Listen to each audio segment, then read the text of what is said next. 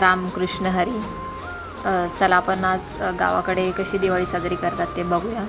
थोडासा छोटासा प्रयत्न आहे. सो गावी जास्त करून दिवाळीला गवळणी हे करतात. तुमच्याकडे आहेत का दिवाळीला गवळणीची पद्धत? साडा मारून रांगोळी काढली जाते आणि रांगोळी जसे रंग भरून आपली रांगोळी छान दिसते, तसंच आपण आयुष्यातही रंग भरून आपलं आयुष्य उजळावं यासाठी आपण रांगोळी काढतो.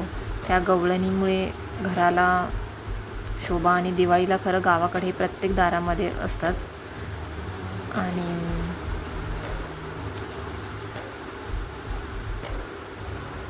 सो त्याच्यानंतर म्हटलं आता चहा जरा घेऊया.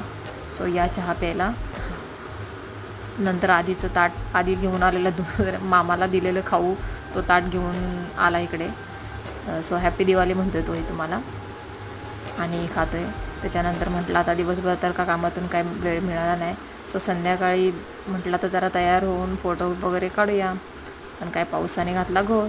सो आणि त्या मी तयार झाले होती पण तरी आधी सो बाहेर त्याची मस्ती चष्मा वगैरे घालून तोडण्याचा चालू होता प्रयत्न. सो हाय करतो आहे तुम्हाला. त्याच्यानंतर अजून खूपच जोरात पाऊस वाढला. म्हटलं आता चला बस झालं, आता तयारी केलेली ठेवूया आता म्हणून. पण म्हटलं चला हॅपी दिवाळी हाय म्हटलं की पाडवा होता. सो मी तयार झाले होते. म्हटलं जरा जाऊ दे, बाहेर फोटो नाही काढायचे म्हटलं तर घरातल्या घरात तरी फोटो काढूया आपण. सो मी ह्यांची वाट बघत होती आणि मी तयार होऊन बसले होते. आणि त्याच्यानंतर ते आले, मग आम्ही दिवाळी पाडवा साजरा केला. सो हे माझी क्यूट आणि छोटीच फॅमिली. हा ब्लॉग कसा वाटला प्लीज कमेंटमध्ये सांगा. फर्स्ट ट्राय होता आणि सर्वांना हॅपी दिवाळी. थोडा लेट झाला कारण पहिला प्रयत्न आहे, भीती वाटत असते कशी. सो कसा झाला आहे आमची दिवाळी साजरी अशी झालेली आहे. सो हॅपी दिवाळी आणि सांगा कमेंटमध्ये हा व्हिडिओ कसा वाटला.